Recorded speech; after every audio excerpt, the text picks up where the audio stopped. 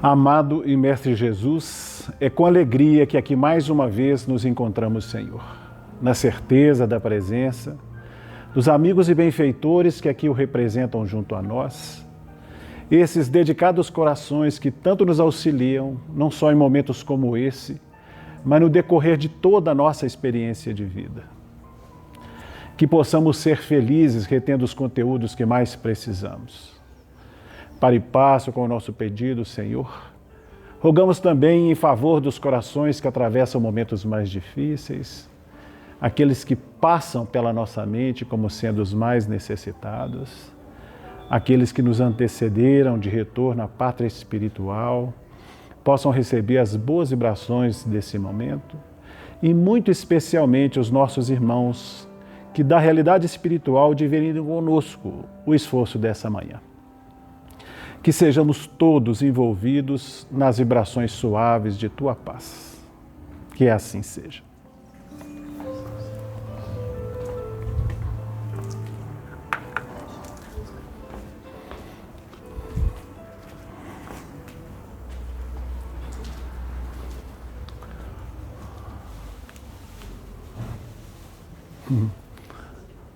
Vou chegar, Carlos.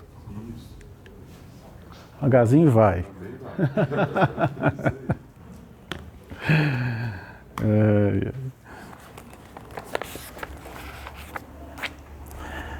Muito bem. Para aqueles que nos acompanham aqui aos domingos, é sabido, nós estamos dando sequência ao estudo dessa obra Religião dos Espíritos, tá? E hoje chegamos ao capítulo 85, que está intitulado No Grande Minuto. É essa página que nos está colocada para o esforço dessa manhã. Sabemos que Emmanuel, vai trabalhar a obra de Kardec, a primeira da codificação espírita. Então, o livro Religião dos Espíritos é um estudo sobre o livro dos Espíritos.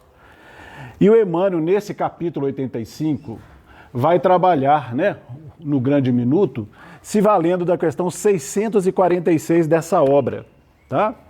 Que é quando Kardec pergunta aos benfeitores da humanidade: estará subordinado a determinadas condições o mérito do bem que se pratique? Por outra, será de diferentes graus o mérito que resulta da prática do bem? Vocês entenderam a pergunta?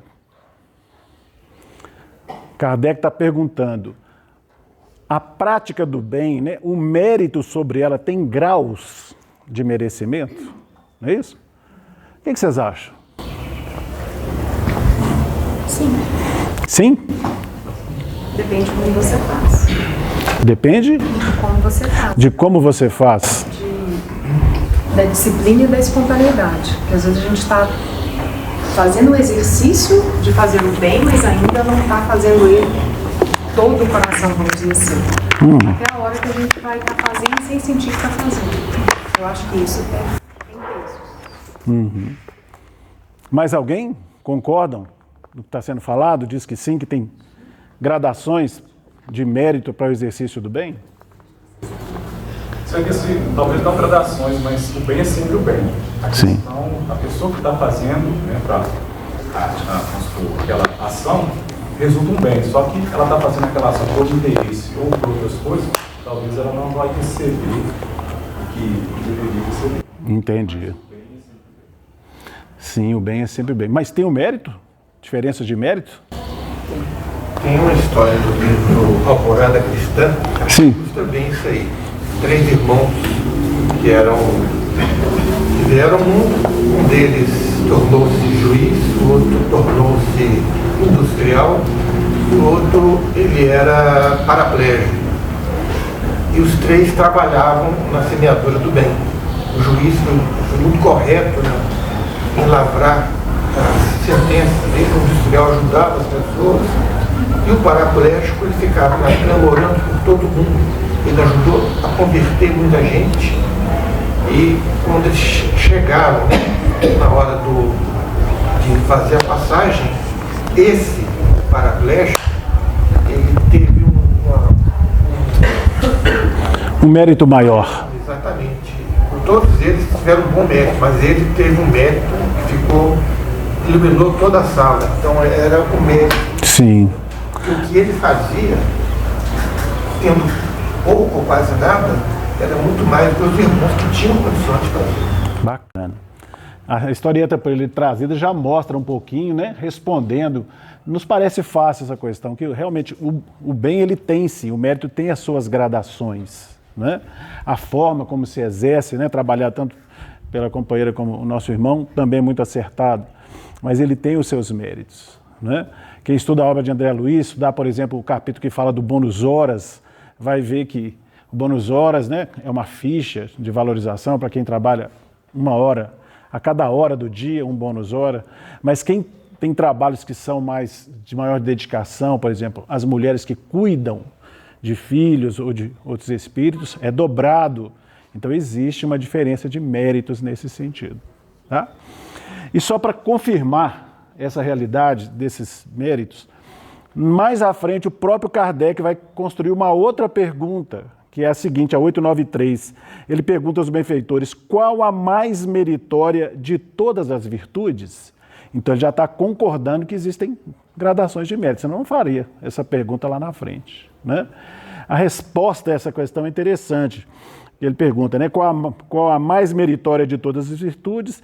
E eles vão dizer, toda virtude tem seu mérito próprio, porque todas indicam progresso na senda do bem, né? Foi trazido de alguma forma. Mas ele vai completar, vai fazer um pouco mais de comentário. Nós não vamos trazer a resposta ainda, mais no final do estudo, mas da 893, o que eles, no finalzinho eles vão responder, os benfeitores? Qual a mais meritória de todas as virtudes? A mais meritória é a que se assenta na mais desinteressada caridade, né?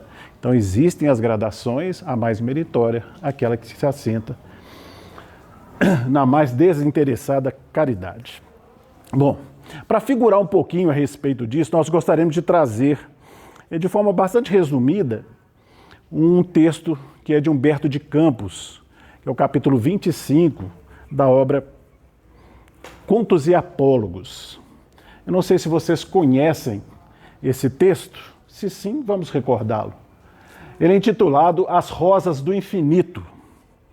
Não sei se vocês conhecem. Humberto de Campos vai dizer, né, começar dizendo, que em regiões deslumbrantes da realidade espiritual, numa dessas regiões, combinava-se um encontro, uma avaliação, e em todas as direções nós vamos ver ali festival de cores, festival de perfumes. Isso por quê?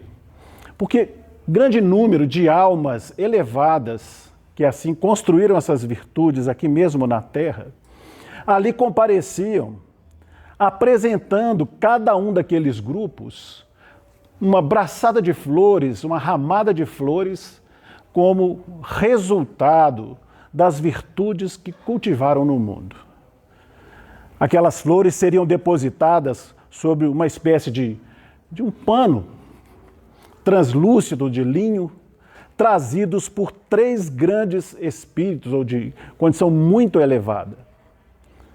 Eles avaliariam o mérito daqueles trabalhos realizados por cada uma daquelas comissões presentes. E isso porque a melhor daquelas ofertas, a mais significativa, seria levada aos pés do próprio Criador, como uma expressão não só de reverência ao Senhor do Universo, mas também como expressão de gratidão, de eterna gratidão. E apresentou-se o primeiro grupo. Era formado de senhoras, mulheres, de um sorriso tranquilo, e traziam nos braços uma abraçada de rosas muito perfumosas, simbolizando o cuidado maternal. Quando pegaram aquelas rosas e colocaram sobre o pano de linho, luzes azuladas irradiaram em todas as direções, sensibilizando inclusive aqueles 3 grandes juízes que funcionariam na causa. Esses 3 espíritos superiores que trouxeram aquela toalha, aquele linho. Sensibilizados, agradeceram o trabalho das verdadeiras mães, tantas vezes esquecidas no mundo. Em seguida, chega um novo grupo. Era formado de crianças. Traziam elas uma auréola de jasmins muito bonito, simbolizando a ternura juvenil, ou melhor, infantil.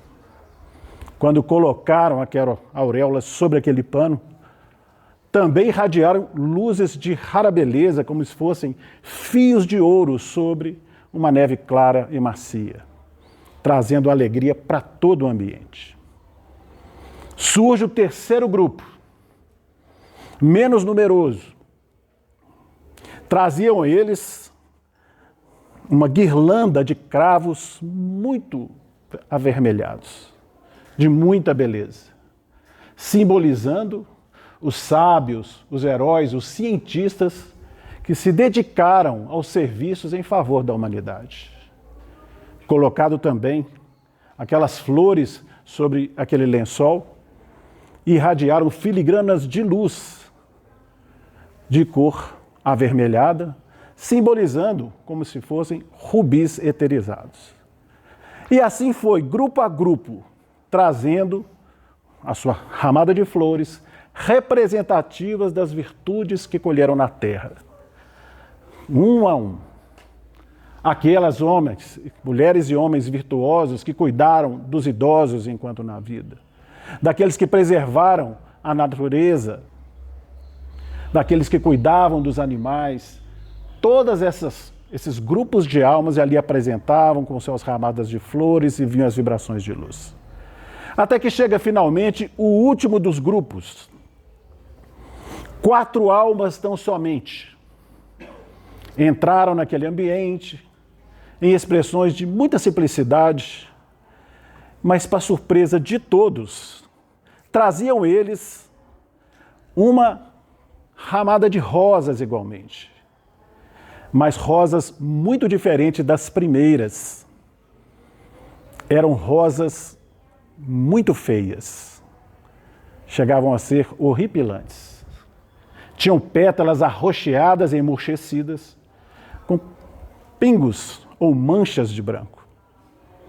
O caule escuro, endurecido, entorpecido, cheio de acúleos, de espinhos muito pontiagudos, estranhando a todos os presentes. Mas quando foi colocado naquele linho, ó surpresa! Vibrações em todas as direções sensibilizaram a todos os presentes. A emoção era geral. Sem o perceber, os 3 juízes estavam de joelhos, os 3 espíritos elevados. E porque alguns choravam, sem poder compreender o que estava acontecendo, levanta-se na hierarquia daqueles 3, o mais capacitado, daqueles 3 magistrados, e explica. Essas são rosas do sacrifício principal, que corresponde ao trabalho desses dedicados corações, raros dedicados corações, que por amor atendem às regiões infernais do planeta. As pétalas roxas representam aqueles que já se transferiram da desolação para a esperança. Os galhos retorcidos e os espinhos pontiagudos simbolizam o sacrifício desses trabalhadores, o que eles suportaram no atendimento aos irmãos daquelas regiões. E as gotinhas de branco que pintavam aquelas pétalas arroxeadas representam a lágrima de compaixão desses mesmos trabalhadores que aprenderam a esperar, trabalhando sem jamais reclamar. Qual a mais meritória de todas as virtudes? A que se assenta na mais desinteressada caridade. Gostaram do texto? Se vocês pegarem lá na íntegra, vão ver que ele é muito mais bonito. Mas é lógico que um espírito como Humberto de Campos não vai trazer um texto com tanta beleza tão somente para um processo de admiração, concorda? É preciso que a gente reflita sobre o conteúdo dessa mensagem. Como é que a gente trabalha todo aquele conteúdo e traz para a nossa vida pessoal, isso que é mais importante. O que aquela lição está trazendo, não é? Qual que é a importância desse conteúdo para a nossa vida prática hoje, na minha vida de relação? Essa é a grande pergunta, né? Ou a grande reflexão que se faz, tá? Como nós estamos passeando por alguns textos, né, de algumas obras espíritas, nós ainda vamos dar mais um passeio que vai ajudar a gente a entender melhor o conteúdo da nossa lição. Esse capítulo é o primeiro dessa obra Encontro Marcado, de autoria também do Espírito Emmanuel, tá? E o primeiro capítulo dessa obra tem esse título, Cooperação com Deus. O Emmanuel começa a sua página com duas perguntas, mas nós vamos fixar na primeira tão somente. Como que ele começa a sua página? Está lá colocado, ó. Quantas vezes terá dito que amas a Deus e te dispões a servi-lo? É fato? Fazemos as nossas preces, né? Ó, Senhor, me dê compreensão e entendimento para que eu possa melhor servir. Costuma fazer parte das nossas preces, né? No Pai Nosso, seja feita a vossa vontade. Concordam? E na prece de... Fugiu o nome. Dos passarinhos, me ajuda aí. Francisco de Assis, meu Deus. Né? Francisco de Assis, como que a prece começa? Senhor, fazei-me instrumento de vossa paz. Onde houver ódios, que eu leve o amor, onde houver... E ele vai trazendo, não é isso? É interessante nós pensarmos sobre todos esses conteúdos que eles estão endossando a pergunta de Emmanuel. Quantas vezes terá dito que amas a Deus e te dispõe a servi-los? Né? Então, em nossas preces, a gente costuma pedir a Deus que nós sejamos colaboradores da sua obra. E o que o Emmanuel vai falar nesse sentido? Nesse capítulo 1, ele fala assim: provavelmente, porém, não te pusestes ainda a raciocinar que os teus votos foram acolhidos. Ou seja, fizemos os nossos pedidos e a nossa solicitação de sermos colaboradores na sua lei, na sua providência. E ele está dizendo, e as suas preces foram ouvidas. E a gente muitas vezes não reflete mais maduramente sobre isso. Porque a gente acha que servir a Deus é só dentro de um templo, de uma casa espírita, ou seja o que for. Mas ele está remetendo às questões comuns do nosso dia a dia.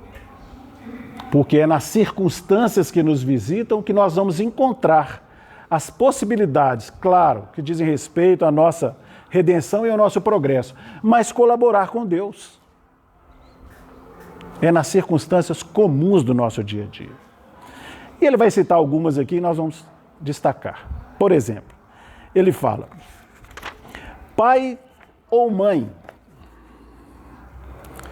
se recolhesses da vida tão somente filhos robustos e virtuosos, que indícios de amor oferecerias a Deus quando Deus te pede o coração mais profundamente voltado para os filhos menos felizes, com bastante abnegação para jamais abandoná-los, ainda mesmo quando o mundo os considere indesculpáveis ou desprezíveis? Entenderam?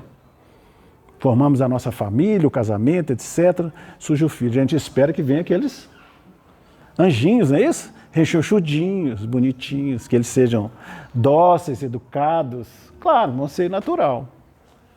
Mas por vezes somos chamados a acolher corações em outras circunstâncias. Quem é que vai colaborar com Deus nessa hora?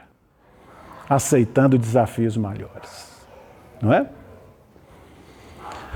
Área da educação. Você já viu aqueles cartazes que tem lá, muitas vezes no início, na porta de uma escola? Aqui se educam as crianças que têm maiores necessidades, as retardatárias. Lembram desse cartaz? Nem eu. O que está escrito lá? Cartaz de todo tamanho. Primeiro lugar na UFMG em medicina, não sei o que, não é? É isso que é destacado na nossa escola. Lugar de trabalhar os valores da educação, com letra maiúscula. Não é isso?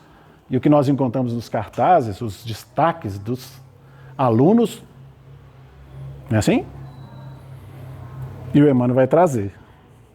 Professor, se reunisses contigo apenas os discípulos inteligentes e nobres, quem estaria com Deus no auxílio aos rebeldes e retardatários?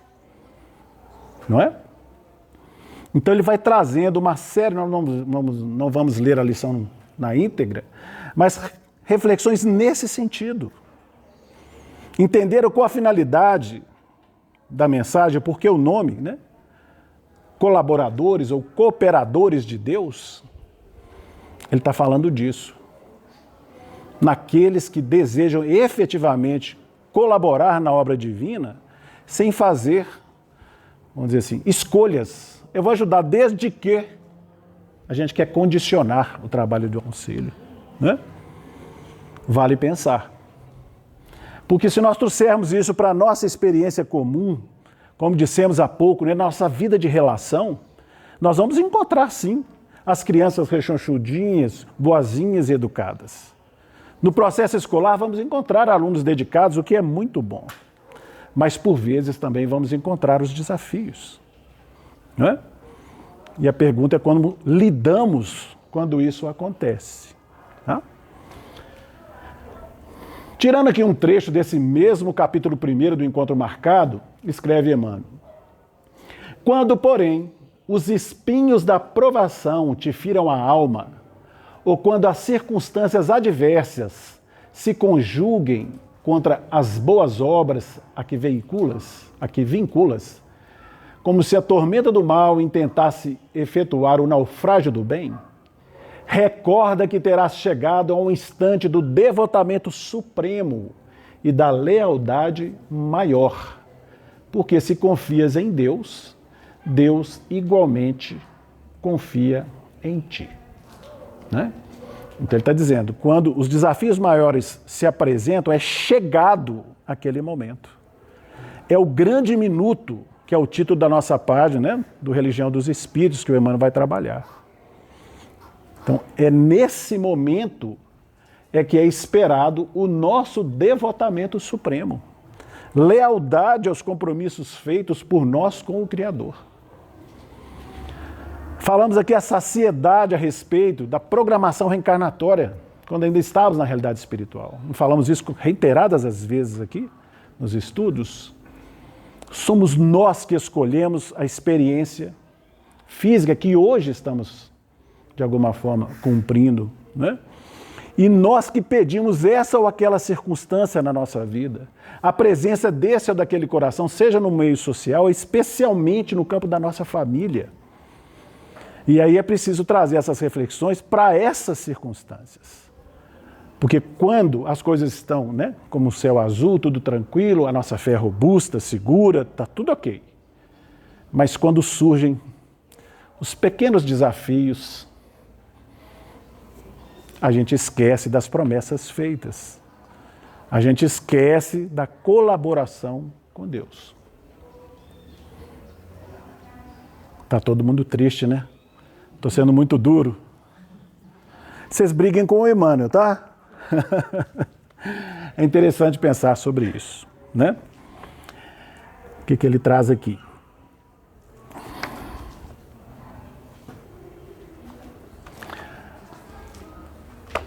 Vamos voltar um pouquinho aqui. Por quê? O Emmanuel vai fazer uma reflexão nessa página do Religião dos Espíritos, no Grande Minuto, justamente nesse intervalo, vamos chamar assim. Quando a gente está vivendo a nossa vida tranquila e surgem os desafios que nós precisamos atravessar. Seja no campo de trabalho, na vida de relação, dentro do lar. E em surgindo o processo de desafio, normalmente o que fazemos reclamamos. Ele começa a sua página dessa forma. Religião dos Espíritos no grande minuto. No grande minuto da experiência, disseste desapontado. Só vejo o mal pelo bem. Não posso mais. Fracassei. Agora é parar com tudo. Fiz o possível. Não me fale mais nisso. Estou farto, mas muito difícil. E tudo é desilusão. Sofri que chega. Continue quem quiser. Ninguém me ajuda. Deixa-me em paz. Estou vencido. Não quero complicações. Isso é problema dos outros. Não sou santo. Desisti. Basta de lutas. Então o Emmanuel enumerou aqui uma série de colocações que a gente faz muitas vezes quando surge justamente aquele momento desafiador. Ao invés de nós seguirmos adiante, caímos em reclamação e em desânimo. Não é isso? Então a advertência é no sentido de vencermos esse momento. É o que ele vai escrever já nessa obra, né? Não existe merecimento naquilo que nada custa. Por isso que ele vai pedir que nós prossigamos no trabalho. Ele fala, vençamos a sombra, por quê? Sombra vencida é porta de luz maior. Se os amigos fugiram, continua fiel ao bem. Se tudo é aflição em torno, não desanimes. Se alguém te calunia, responde sempre fazendo o melhor que possas. Se caíste, levanta-te, renovado e corrige a ti mesmo. Então surgiu um momento de sombra, de desafio, de dificuldade, faz o trabalho de solução, ao invés de reclamar e fugir. É nesse sentido. Porque ele vai reforçar. Não existe merecimento naquilo que nada custa. Nós estamos falando do valor o mérito das ações positivas, das virtudes. Então ele está dizendo, não existe merecimento naquilo que nada custa. O que ele está dizendo? Quem ajuda?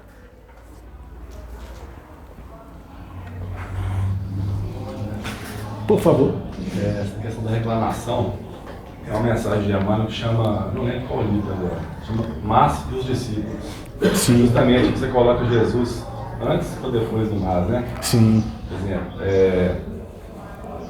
Jesus é muito bom, mas está difícil. Aí eu entendo, né? Está difícil, mas Jesus está à frente. Exatamente. Como é que muda, né? Isso mostra, o Emmanuel vai falar que isso mostra a nossa disposição. Vai mostrar se nós somos aqueles cultivadores do desânimo ou são aquelas pessoas que querem seguir adiante. Ele vai falar, 3 letrinhas tão somente, um mas, colocado antes ou depois do nome do Cristo, define a nossa disposição. Essa página é muito interessante de se pensar. É interessante, sim. Então, não existe merecimento naquilo que nada custa. Gente, viver a vida assim, só andando de patins na avenida é muito gostoso, mas isso não faz com que a gente cresça. O excesso de facilidades não auxilia no nosso processo de crescimento. O mérito não passa pela questão do menor esforço, é isso que ele está dizendo. E continua, todos nós aprendemos e trabalhamos dias e dias, e às vezes por muitos anos, para vencer nesse ou naquele grande momento chamado crise. É a vitória na crise que nos confere mais ampla capacidade. Mais uma vez, vamos lembrar lá o grande minuto, que ali ele vai chamar de o grande momento. E olha essa frase toda, como é que ela é significativa. Todos nós aprendemos e trabalhamos dias e dias, e às vezes por muitos anos, para vencer nesse ou naquele grande momento chamado crise. Quem ajuda? O que ele está dizendo? Muitos de nós já estudamos sobre isso. O que o Emmanuel está enfatizando? A gente se prepara para aquela prova. A gente vai se preparando, estudando, trabalhando, para chegar naquele momento e vencer aquela programação que a gente fez que vai fazer a gente evoluir. Perfeito. E isso é tão importante a gente perceber, porque isso é muito variado de coração para coração. Né? Nós estamos trilhando a nossa existência, tem pessoas que estão vivendo um desafio logo no início de uma experiência física. Né? Recebe, por exemplo, uma criança desafiadora no lar, né? O pai difícil, um chefe, às vezes no início de uma trajetória. Mas ele está dizendo mais, por vezes nós trabalhamos não só por dias, mas por anos a fios, nos preparando para aquele momento que ainda virá. Não é? Então é importante não perdermos isso de vista. Todos os desafios, às vezes menores, entre aspas, que nós estamos atravessando, talvez estejam nos preparando para o grande momento, ou se preferirmos, o grande minuto na nossa vida. Isso vale pensar. Porque às vezes a gente se acha muito acomodado no sentido, não, estou vencendo todas essas provas pequenas. Tem valores, claro, ninguém está desmerecendo a superação dessas pequenas provas. Mas é preciso que a gente tenha em mente que é na vivência dessas pequenas provas que nós vamos criando ombros capazes de suportar aquele momento de crise que é aquele que nós mais necessitamos. É aquele que, na realidade espiritual, o amigo espiritual chegou para nós e disse, Éder, você vai ter muitos embates na sua experiência, mas lembra que a sua necessidade maior é esta aqui, ó. Todas essas experiências menores que você vai atravessar é importante, porque elas serão treinos para o grande momento. Mas não perca de vista que o seu grande desafio é esse ali na frente. Perceberam? E isso é interessante o Emmanuel está colocando. Não é? Todos nós aprendemos e trabalhamos dias e dias, às vezes por muitos anos, para vencer nesse ou naquele grande momento chamado crise. Tem alguém aqui que vê o mundo de passeio, está de férias? Não. Todos nós viemos aqui com vistas a um processo de melhoria, de redenção, de progresso. É sempre falado que a Terra é um mundo escola, e numa escola é natural que venham as provas ou as provações. Assim? Tem muitas pessoas que não acreditam nisso. Muitas pessoas que ainda não acreditam nisso. Não é? Preciso aprofundar. Eu me lembro da Maíse Braga, não sei se já ouviram falar. A Maíse Braga é uma expositora do Distrito Federal, gosto muito das palestras dela, ela traz muitos exemplos significativos. E ela conta que ela estava certa feita numa casa espírita, fazendo uma preleção, um estudo sobre os laços de família. Aí falava desse processo da programação, que ninguém cai de paraquedas, né? Nessa ou naquela família, que remeteu à questão do Evangelho, mostrando que a família é a nossa necessidade maior, aquele que não cuida dos seus, principalmente os da sua família, negou a fé e é pior do que o infiel. Começa dizendo sobre isso, vai falar dos desafios que surgem no núcleo familiar. É um filho desafiador, a esposa, o esposo, e ela vai falando desses desafios maiores que por vezes acontecem em família. Ela termina a sua palestra, aproxima-se dela um senhor. E quando chega perto dela, fala assim, a senhora é muito arrogante e exagerada. Ela toma um susto, né? No final do estudo, fala, a senhora é muito arrogante e exagerada. Ela falou, mas o que está acontecendo? Não, se ficar falando aí que toda família é provação, que é isso, que é expiação, isso é uma mentirada danada. A minha família, sou eu, a minha esposa, vivemos muito felizes. Temos 3 filhos excepcionais. Não tem essa de provação nem nada, não. Bobajada. E foi saindo. Ela falou, que bom que você tem essa experiência, né, que você seja feliz. Ela foi saindo. Quando ela foi saindo, o amigo espiritual aproximou da Maíse. Não se agaste com ele, não, fique tranquila. Ele ainda não sabe as noras que virão. Não é? Então, às vezes, não foi até agora, mas pode ser que os processos surjam um pouquinho mais à frente. É importante a gente se preparar para o grande minuto, é o que está sendo colocado. Tá? Seguindo, o mérito do bem, agora nós estamos voltando lá na questão que nós iniciamos o nosso estudo, né? A 646, só para não ter que voltar lá. Né? Ele perguntou a respeito se há mérito, né? Diferença de méritos, não é isso? Graus nesses méritos, só repetindo ela aqui.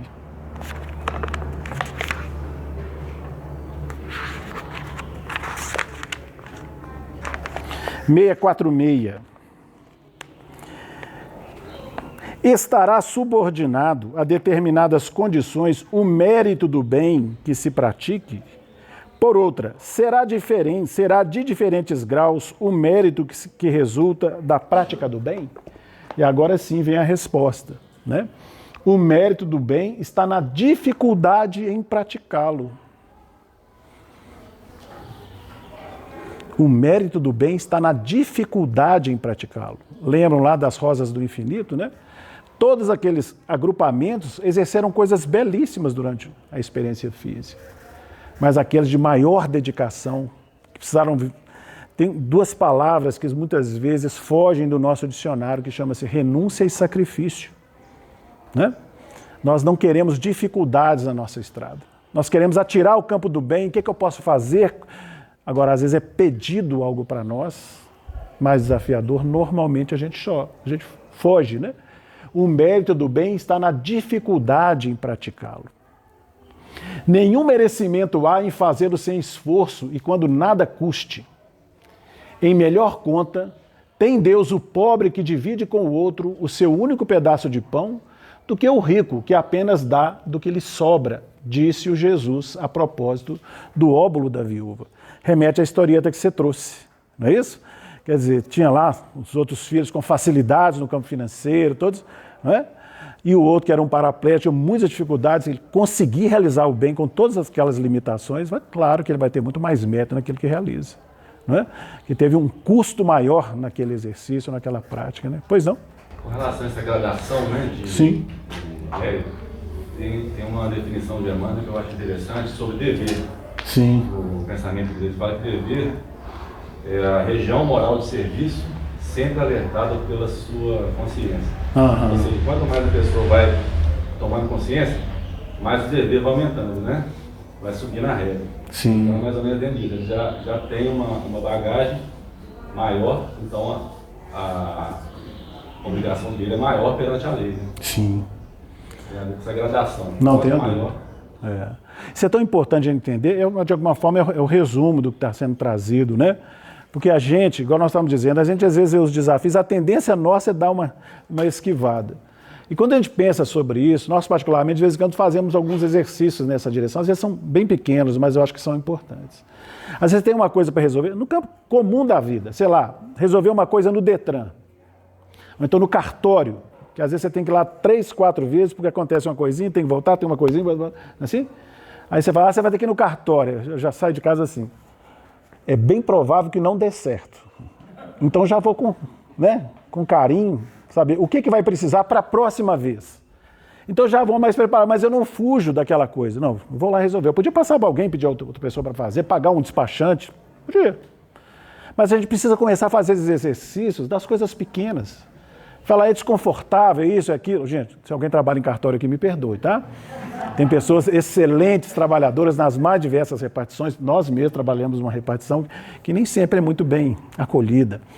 Mas tem pessoas e pessoas nas mais diversas, né, frentes, etc. E tem também, às vezes, riqueza de detalhes na própria lei que a gente nem sempre conhece. Né? Mas é importante que a gente faça esses exercícios superando a nossa má vontade diante desses desafios. Porque são esses pequenos treinos que vão fazer com que a gente enfrente quando uma situação mais grave surgir e faz parte das nossas necessidades. Né?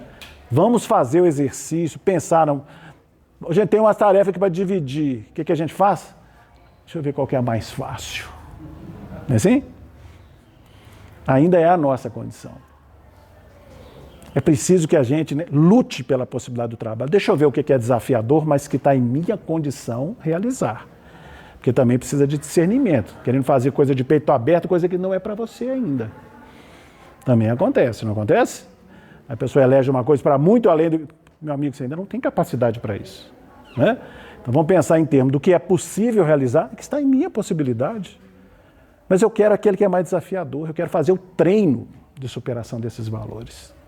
Quero fazer os meus pequenos sacrifícios do dia a dia para eu conseguir me capacitando para situações cada vez melhores. Né? Para que chegar lá no dia da experiência, num grande minuto, eu consiga, às vezes, superar isso com certa facilidade. Não acontece com pessoas?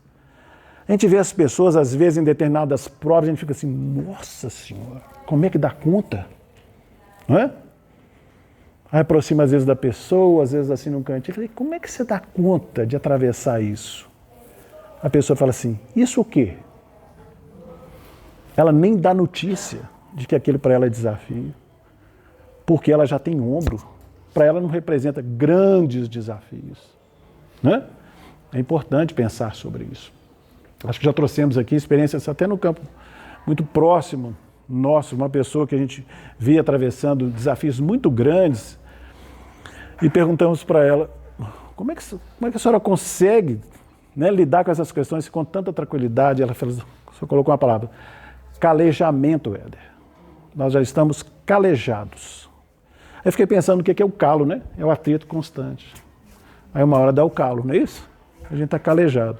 Ou seja, viveu várias vezes experiências desafiadoras, hoje ela está muito mais forte, né? Muito mais preparada para os grandes desafios.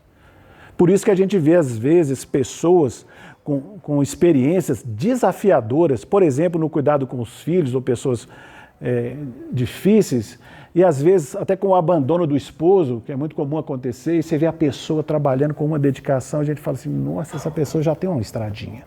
E não é dessa existência tão somente, né? Estão sempre sorrindo, tem tempo reduzido para aquilo que gostaria de fazer, estão sempre sorrindo, sem reclamar, trabalhando com dedicação. Vale pensar, né? Como reflexão para nós. O mérito do bem está na dificuldade em praticá-lo, nenhum merecimento há em fazê-lo sem esforço quando nada custe. Em melhor conta tem Deus o pão que divide com o outro o seu único pedaço de pão, do que o rico que apenas dá do que lhe sobra, disse o Jesus a propósito do óbolo da viúva. O que aconteceu no óbolo da viúva? Quem lembra da passagem? Jesus estava de frente do templo, né, do grande templo lá de Jerusalém, não é isso? E lá no templo tinha o quê?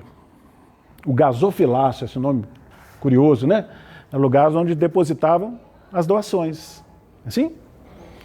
Jesus chama os discípulos, se assenta de frente do templo e pede a eles para observar.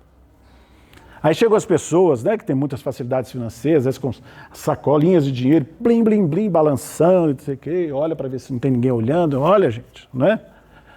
Está lá fazendo as suas doações. Dali a pouco surge aquela senhora viúva. E ela deposita lá quanto? Quantos milhões? 2 moedinhas. Né? E Jesus faz uma advertência aos discípulos, não faz? Ela doou muito mais do que todos os outros. Talvez os discípulos não tivessem entendido muito a proporção, pensou só na moeda. Né? Mas diz ele, deu do que lhe fazia falta. Né? Interessante, eu volto em você, é interessante a gente pensar sobre essas colocações do Evangelho no sentido interpretativo. Porque a gente precisa trabalhar nessas questões, entre aspas, sacrificiais. A palavra sacrifício dá o que pensar. Porque no próprio Evangelho, é lógico que nem sempre ela está empregada com o mesmo sentido. Num certo sentido, Jesus vai dizer, aprenda o que é misericórdia e não sacrifício. Não é isso? Ele não está querendo que a gente entre num processo de automutilação, não pisa aqui nas minhas costas. Isso não é proposta dentro do Evangelho, nunca foi. Né? De submissão, isso não. A diferença gritante entre submissão e resignação. E isso para nós é difícil às vezes separar, porque ele é muito no terreno individual de cada um. Vou voltar a um exemplo que já foi trazido aqui há mais tempo, que incomoda muita gente, nos incomodou muito quando lemos. Livro há 2000 anos. Quem aqui já leu a obra há 2000 anos? Levanta a mão, por favor. Muitas pessoas, bacana. Lembram de Lívia, nessa obra? Não é? A Lívia era uma mulher muito nobre. Ela e o Públio Lentulus, não é assim? E vem um outro camarada, não é isso? Que era um governador lá, e tinha um interesse na Lívia. Só que ela era muito nobre, não abria espaço para essas aventuras. E esse companheiro não aceitou o processo. Criou, né, pagando pessoas lá, uma circunstância complexa, e começou a falar no ouvido do Públio Lentulus. Recordam? Né? Eles eram amigos, que também era uma pessoa de posto alto, começou a falar no ouvido dele: ó, sua mulher está meio estranha, coisa do tipo. Ele, que nunca tinha tido qualquer dúvida em relação à conduta dela, começou a cultivar uma dificuldadezinha. Ele fez uma armação lá, em função das procuras dela e tudo. Ficou parecendo que ela realmente estava procurando esse companheiro, e ela então acreditou que ela estivesse prevaricando, né, estivesse traindo ele de alguma forma. Qual que foi a providência que ele tomou? Vocês recordam? Não expulsou ela de casa, eles tinham filhos. Ele começou a tratá-la como se fosse uma serva do lar. Lembram do tempo? Já foi falado aqui mais de uma vez. Quantos anos? 25 anos que ela se sujeitou àquela posição como se fosse uma serva do lar. Coloca isso na internet, vai ver os comentários. Mas que mulher tola, isso é submissão. Dá o que pensar. Porque quando ela desencarna, é igual as rosas do infinito lá, ó.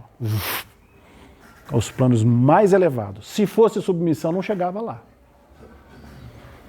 Porque a gente, nesse trabalho, a gente pensa muito em fazer o bem. É para o outro que a pessoa renuncia nessa hora. Não é para o outro, gente, que a gente abre mão dos nossos direitos. É para um bem maior. Por isso que é difícil a gente interpretar uma pessoa que está tendo uma atitude sacrificial e tal, como se fosse um processo de submissão. Porque vai depender muito do íntimo dela. Eu vou ceder aqui, mas não é em nome do capricho do companheiro, não é. É em nome de um bem maior, da harmonia da família, dos corações que eu amo e tudo mais. E a gente analisa de fora e rotula, não é isso? Nossa, então isso é muito delicado da gente avaliar. Por isso que a gente fala da palavra sacrifício com muita significação. Se você for lá na etimologia, é o sacro ofício. Ofício sagrado. Tá? É o ofício sagrado, é aquilo que é nobre, mas não passa por processos de submissão, mas de resignação, quando está bem colocado em o Evangelho segundo o Espiritismo. Né? O companheiro queria trazer? Tem uma página do irmão Sheis, explicando lá o óbolo da viúva. Sim. Logo depois, Jesus pergunta a ele, né, se tem mais alguém que merece, né, tem um maior merecimento. Ele fala, a viúva, não, na verdade tem uma que merece mais, que era a escrava que fazia a limpeza do templo, que ela não tinha nada para dar. E ela dava da vida dela, do sacrifício. A dedicação e o trabalho. É uma página do irmão Sheis. Ah, não conhecia essa página. É. Quer dizer, foi para além da viúva, né? Que deu lá. Tinha aquela que era serva do ambiente lá, estou falando um pouquinho mais alto por causa da gravação, que, vamos dizer assim, fazia a limpeza do ambiente, né? E isso é interessante porque muitas vezes a gente espera que as pessoas reconheçam o que estejamos fazendo. E esse também é uma grande falha, né? Nós ainda precisamos de recompensas, né? de consideração e etc. Se você pensar no espírito mais puro que existe, faz tudo sem a gente observar, que é o próprio Criador. Não é? Faz tudo acontecer da forma mais perfeita, mas faz questão de não aparecer, vamos dizer assim. E nós queremos reconhecimento, etc. Não é? Nós estamos aqui num ambiente limpo, as cadeiras sem poeira, e a gente pergunta, quem limpou?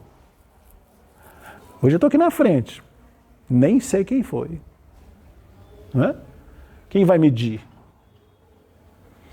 Então são pessoas que trabalham dedicadamente, não para servir a consideração das pessoas, mas servem a Deus, não é? Dentro daquela proposta de cooperador, dentro de expressões aparentemente pequenas.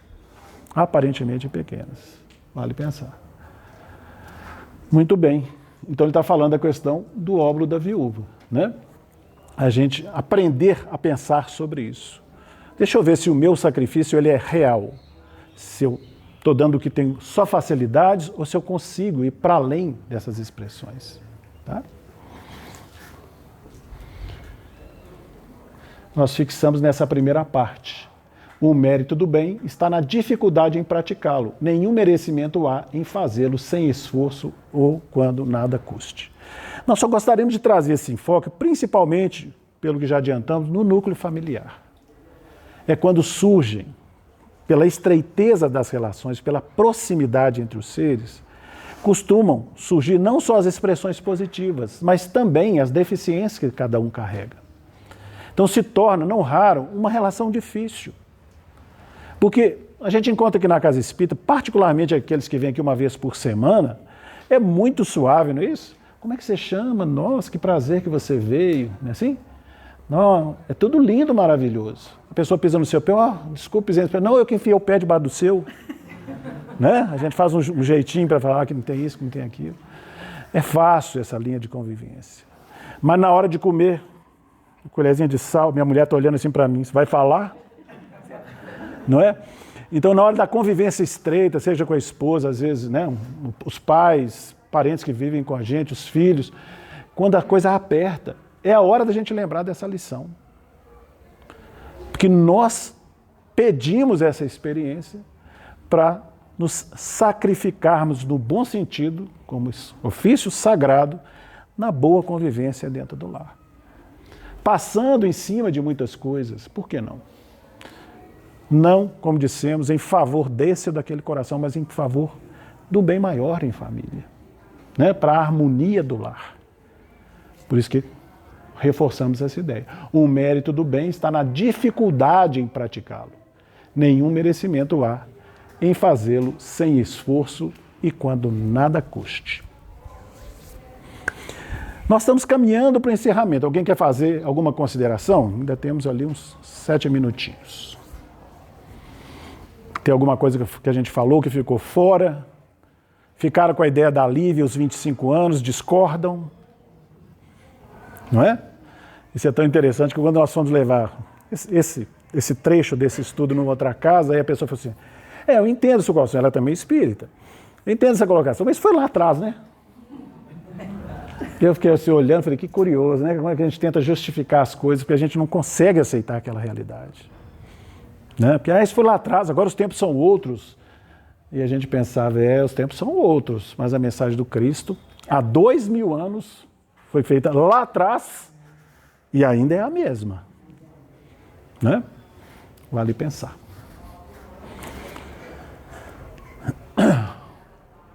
Caminhando para o encerramento. Mas essa questão Oi. da renúncia, né? Sim. Tem a ver até com os laços, né? Não se criando no tempo. E na maioria das vezes, quando a pessoa está preparada assim, porque já sabe, já aprendeu tanta coisa, e aquilo aos olhos dos outros é uma renúncia, uma diminuição, mas aos olhos de quem dá o amor, precisa fazer uma coisa, há um trabalho. Sim, perfeito. À medida que o Espírito avança, ele identifica com isso com muita naturalidade, né?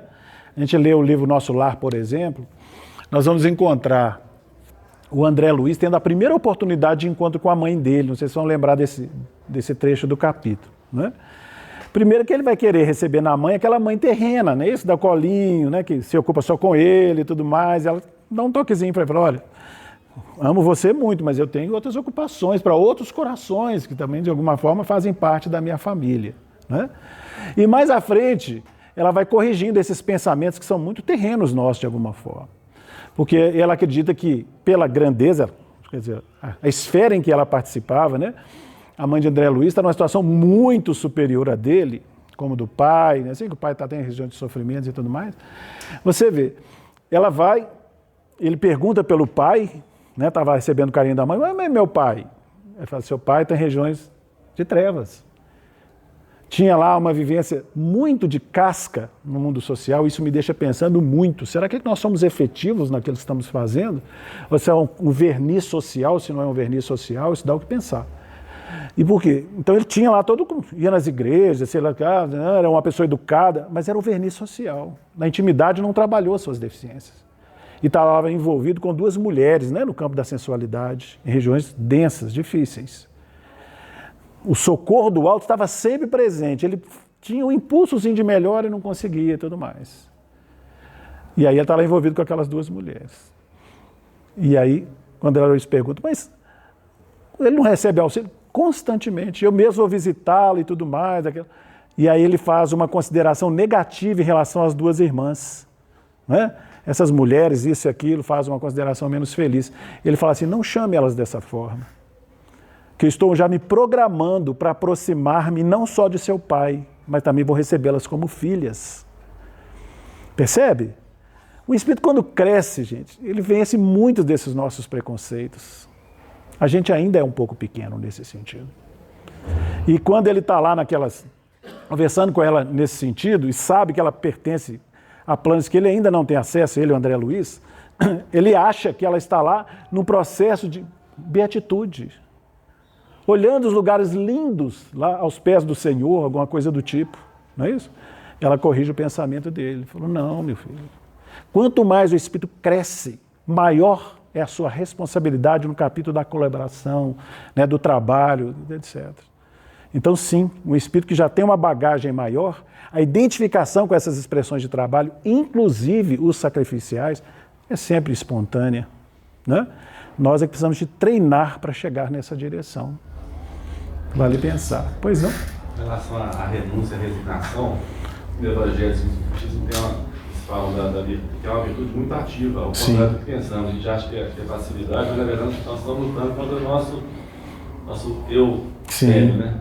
Então ele vai falar muito ativo. Exatamente. Então ele vai falar lá de resignação e obediência, né?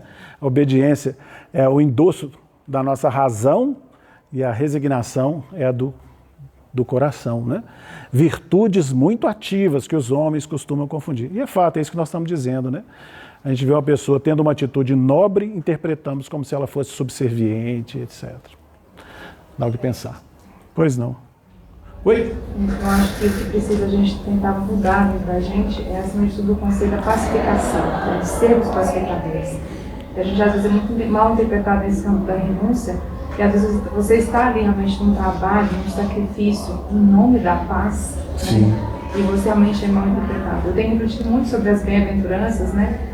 E tem me vindo muito realmente esse chamado, assim, tipo, os caras, a gente fala de um pacificador em todo lugar que a gente vai, principalmente no lar, que eu acho que talvez seja um ambiente mais desafiador para a gente, né? Sim. E a tal renúncia que a gente às vezes faz, né, no lar, nos conflitos diários, em busca dessa pacificação, né?